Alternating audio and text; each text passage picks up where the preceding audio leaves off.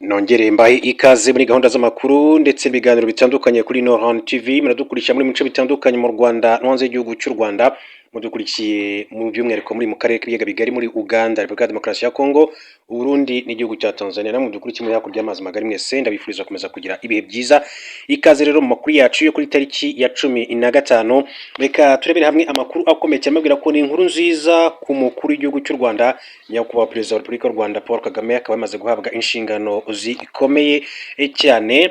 Ariko kandi ndaza kubabwira amakuru avuga kuri Perezida w'Ubufaransa Emmanuel Macron, Perezida wa Leta Zunze Ubumwe za Amerika Donald Trump, intambara mu burasirazuba bwo hagati, by'umwihariko ariko kandi no mu burasirazuba bwa Repubulika ya Demokarasi ya Kongo, uburyo mama 23 ikomeje guhangana na coalition cyangwa se igisirikare cy'u Burundi, igisirikare cya Repubulika ya Demokarasi ya Kongo FARDC ndetse na FDLR n'abandi barwanyi batandukanye barwana ku ruhande rwa leta ya Kongo. Reka rero duhere ku ncamake y'amakuru y'ingenzi, mbabwire ko nibura abantu 12 bapfiriye mu mpanuka y'ubwato mu kiyaga cya Tanganyika. Nibura abantu 12 bapfiriye mu mpanuka y'ubwato yabereye mu kiyaga cya Tanganyika hafi y'umudugudu wa Mutakuya muri teritwari ya Karemi mu ntara ya Tanganyika muri Repubulika ya Demokarasi ya Kongo, nk'uko bitangazwa na societe civile ya Chefferie ya Rukutu. Ngo ubwato bwa moteri bwavaga Ikasama bwerekeza Kamukolombondo bwarohamye mu gitondo cya kare butwaye abagenzi n'imizigo. Iyi mpanuka rero bikekwa ko yatewe n'ikirere kibi ndetse n'ubwato bwari bupakiye birengeje urugero, nk'uko inkuru dukesha mediacong.net ivuga. Andi makuru yatanzwe na guverinoma y'intara yerekana ko hapfuye abantu 7 kandi ibikorwa byo gushakisha abandi baba bapfuye bikomeje. Abayobozi bavuga ko ubwato bwahagurutse hakiri ikirere kibi, kandi batangaza ko ingamba z'umutekano zongerewe, harimo kugenzura ubwato no gukoresha amakoti arinda kurohama. Ku ruhande rwayo, imiryango itegamiye kuri leta irasaba ko hajyaho amategeko akomeye cyane agenga ingendo zo mu kiyaga kugira ngo hirindwe andi makuba nk'aya akomeje kugenda agaragara mu biyaga bitandukanye muri Repubulika ya Demokarasi ya Kongo. Tukiri muri iki gihugu, reka mabwire ko FDLR igisirikare cy'u Burundi na FARDC bakubitiwe muri Minembwe. Amakuru aturuka mu misozi miremire yo muri Minembwe ho mu ntara ya Kivu y'Amajyepfo aravuga ko imirwano yongeye gukara hagati y'umutwe wa MRDP twirwaneho n'ihuriro ry'ingabo zirimo iza Repubulika ya Demokarasi ya Kongo, FARDC n'iz'u Burundi FDNB, ndetse n'imitwe yitwaje intwaro irimo Wazalendo na FDLR. FDLR imibutsa ko ni umutwe w'iterabwoba usanzwe urwanya ubutegetsi bw'igihugu cy'u Rwanda. Amakuru avuga ko ihuriro ry'ingabo zirwana ku ruhande rwa leta ya Kinshasa ryagabye igitero mu bice bya Karingi ahagana ku isoko rizwi nka Gatatu mu gace ka Bidegu. Mu gusubiza icyo gitero, MRDP twirwano yahise rero itabara, haba imirwano ikomeye yasize ingabo zo ku ruhande rwa leta zikubiswe ahababaza. Amakuru avuga ko ingabo z'u Burundi za FARDC hamwe na Wazalendo na FDLR hamwe zasubijwe inyuma ku rugamba, zirirukanwa zambutswa uruzi rwa Rwiko zerekeza mu gace ka Bicumbi. Ibi bitero n'imirwano bikomeje kandi kugaragaza ubukana bw'umutekano muke muri Minembwe no mu bice bikikije, aho ingabo za FARDC z'u Burundi n'imitwe myinshi yitwaje intwaro bakorana zikomeje kugaba ibitero mu mihanda cyangwa se mu mihana ituwe n'abanyamurenge. Kugeza ubu uburasirazuba bwa Repubulika ya Demokarasi ya Kongo bukomeje kandi kuba isibaniro ry'imirwano ihuza ingabo za leta ndetse na MRDP twirwaneho, ndetse ingabo z'amahanga zivugwaho gufasha FARDC mu bikorwa bya gisirikare. Minembwe ni hamwe mu hantu kandi hakunze kuvugwamo amakimbirane ashingiye ku bibazo by'amoko, ubutaka ndetse n'umutekano muri rusange. Byari makuru kandi mu buryo bw'incamake, mbere gato ko tujya ku nkuru ishimishe cyane ku mukuru w'igihugu cy'u Rwanda Perezida Paul Kagame, reka mbabwire ko hari inkuru yindi ivuga yuko Perezida w'Ubufaransa Emmanuel Macron yasabye Amerika na Hollande gusubira ku meza y'ibiganiro bwangu. Perezida w'Ubufaransa Emmanuel Macron yasabye Leta Zunze Ubumwe za Amerika na Iran gusubukura ibiganiro bwangu nyuma yuko ibyo impande zombi zagiranye mu cyumweru gishize ntacyo zashoboye kugeraho. Emmanuel Macron mu butumwa yanditse ku rubuga rwe rwa X ku munsi w'ejo kwa kabiri yavuze ko ubusabe bwe yabugejeje kuri ba Perezida Masoud Pezeshkian wa Iran ndetse na Donald Trump wa Amerika baganiriye kuri telefone. Basabye ati isubukurwa ry'ibiganiro byahagaritswe Islamabad, hagakosorwa ubwumvikane buke kandi hakirindwa ko habaho kongera kwiyongera k'umwuka mubi. Emmanuel Macron yashimangiye ko agahenge kagomba kubahirizwa cyane n'impande zombi kandi kakagera no muri Lebanon. Hakomeje rero kugwa ibitero n'ingabo za Israel. Perezida w'Ubufaransa kandi yasabye ko inzira ya Hormuz de Trois d'Hormuz ifungurwa nta mananiza, imbogamizi cyangwa se imisoro, kandi bigakorwa vuba bishoboka kuko ari ingenzi umutekano w'ingufu ku isi no mu burasirazuba no mu bwisanzure Pluton bwo kugenda mu mazi. Yunzemo ati muri ibi bihe ibiganiro bigomba kandi kongera gusubukurwa vuba bigashyigikirwa n'impande z'ingenzi zirebwa n'ikibazo. Biteganyijwe ko kuwa gatanu w'icyumweru Ufaransa n'Ubwongereza bigomba kandi gutegura inama izaba hifashishwa ikoranabuhanga video conference ikazahuza ibihugu bitari mu ntambara mu rwego rwo gutegura ubutumwa bw'ibihugu byinshi bwo kwirwanaho bugamije kugarura umutekano mu mazi ya Hormuz cyangwa se de Trois d'Hormuz mu gihe umutekano waba ukomeye ubyemeye. Hanyuma usibye Macron, umunyamabanga makuru wa Loni Antonio Guterres, Perezida Recep Tayyip Erdogan wa Turkiya n'abandi bayobozi bo hirya no hino ku isi bakomeje kandi gusaba Amerika na Iran guhagarika intambara ahubwo bagakemura ibibazo bafitanye biciye mu nzira y'ibiganiro. Ikaze rero muri aya makuru kuri nyakubahwa Perezida wa Repubulika y'u Rwanda Paul Kagame. Ni inkuru itugezeho ivuga yuko Perezida wa Repubulika y'u Rwanda Paul Kagame niwe ugomba kuba umuyobozi mukuru wa kaminuza ya gisirikare y'u Rwanda. Imiterere y'uburyo kaminuza ya gisirikare y'u Rwanda izaba iyobowe yerekana ko Perezida Paul Kagame agomba kuzaba ari we muyobozi mukuru wayo cyangwa se Chancellor. Iyi kaminuza yashyizweho n'iteka ryo muri 2026 ryatangajwe mu igazeti ya leta yo ku itariki ya 10 Mata, igamije guhuriza hamwe amashuri n'ibigo bitandukanye byigisha amasomo ya gisirikare ay'umutekano. Izaba ifite icyicaro i Kigali. Nubwo itaratangira gukora ku mugaragaro, iyi kaminuza ifite inshingano zo kwigisha abasirikare, abashinzwe umutekano, abayobozi bakuru muri leta ndetse n'abafatanyabikorwa mpuzamahanga. Perezida Kagame azaba ari Chancellor nk'uko bigaragara mu iteka ryo ku itariki ya 10 Mata 2023. Perezida wa Repubulika akanaba umugaba w'ikirenga w'ingabo z'u Rwanda RDF niwe rero uzaba ayoboye iyi kaminuza ku rwego rwo hejuru nka Chancellor. Muri mu nshingano ze hazaba harimo kandi gutanga umurongo mugari w'imiyoborere kugira ngo iyi kaminuza isohoze neza inshingano zayo zo gutanga ubumenyi buhanitse bya gisirikare n'umutekano. Azajya kandi ayobora ibirori byo gutanga impamyabumenyi bitihise, agashyiraho umuhagarariye. Abazaba bagize rero inama y'ubutegetsi. Iyi nama y'ubutegetsi ni urwego rukomeye cyane ruzajya rufata ibyemezo kandi rukagenzura imikorere ya kaminuza. Izaba igizwe n'abantu 13 ariko amazina yabo ntaratangazwa. Muri bo harimo abantu 7 bazashyirwaho n'iteka rya perezida bakazatoranywa hanze ya kaminuza, barimo perezida w'inama ndetse n'umwungirije. Aba bagomba kuba kandi bafite ubunararibonye mu by'umutekano, amashuri makuru, ubushakashatsi n'iterambere ry'igihugu. Umuyobozi mukuru wungirije wa kaminuza Vice Chancellor niwe uzaba umwanditsi w'inama. Abandi bagomba kandi kuba bagize iriya nama barimo umuyobozi wa National Defense College Rwanda uhagarariye abarimu n'abashakashatsi uzatorwa na bagenzi be. Umwe mu bayobozi kandi b'amashami dini nawe uzatorwa. Umuyobozi ushinzwe ireme ry'uburezi muri kaminuza n'uhagarariye abanyeshuri bo mu ishuri rikuru ry'ingabo National Defense College ryigisha cyane cyane abasirikare bakuru barimo abakoloneli ndetse na Brigadier General. Iteka riteganya kandi ko nibura 30% by'abagize iyi nama bagomba kuba ari abagore mu rwego rwo guteza imbere ihame ry'uburinganire.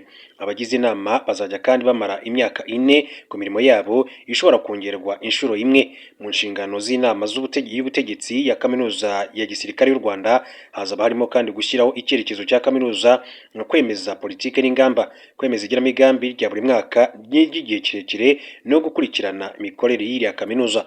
Iyi nama y'ubutegetsi kandi izaba ifite inshingano zo kwemeza ingengo y'imari ikanagenzura ikoreshwa ryayo, gufata ibyemezo ku bakozi, imikorere n'imiterere y'inzego, kugenzura ireme ry'uburezi, gushyiraho kandi amategeko agenga imyigishirize n'ubushakashatsi no gushyiraho komite ziyunganira.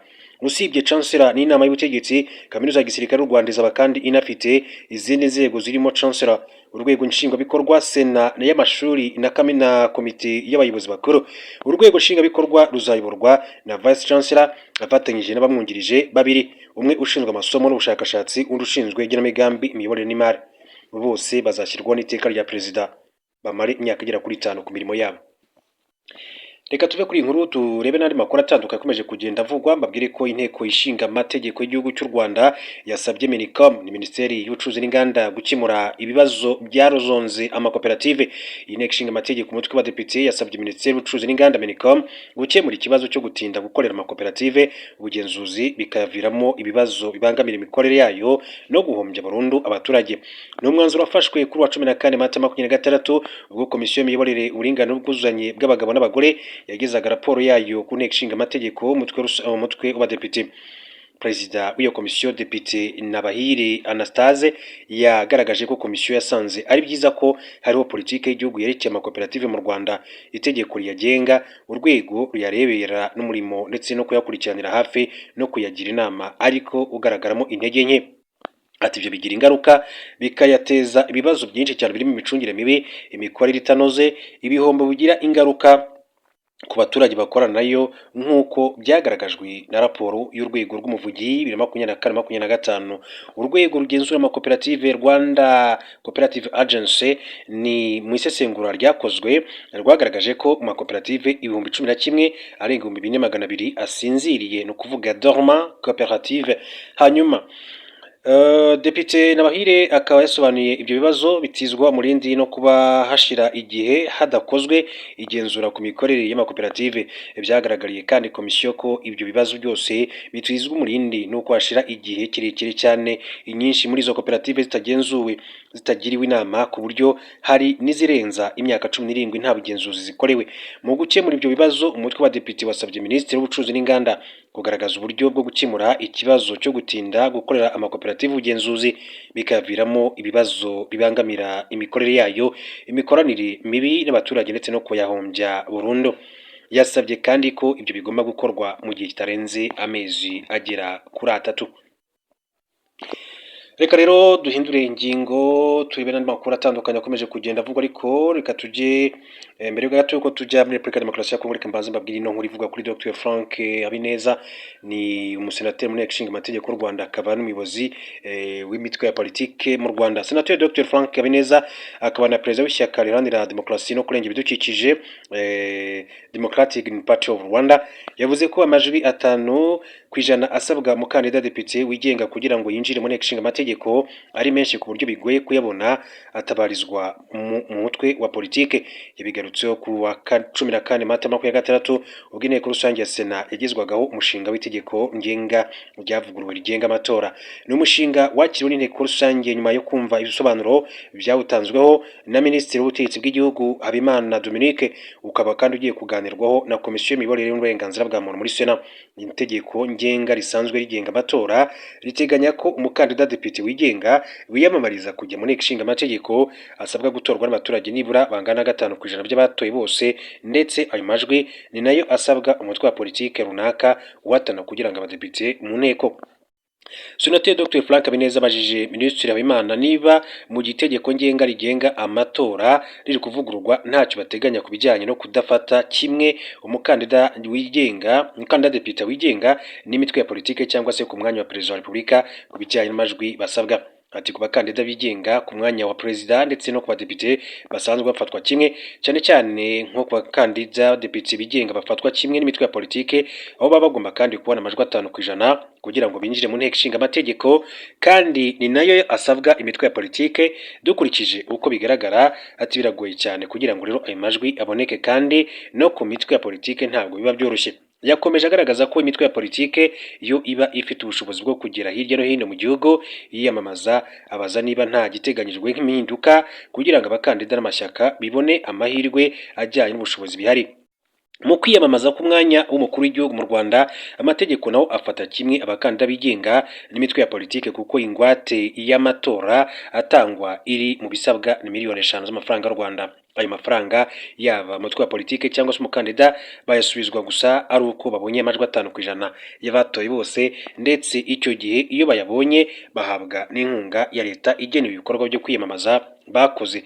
Minisitiri Habimana yavuze ko impamvu abakandida bigenga n'imitwe ya politike bafatwa kimwe mu matora y'abadepite n'ayo makuru y'igihugu ari uko iyo myanya ikomeye isaba ko hari umubare w'amajwi runaka ushimangira icyizere abaturage babafitiye.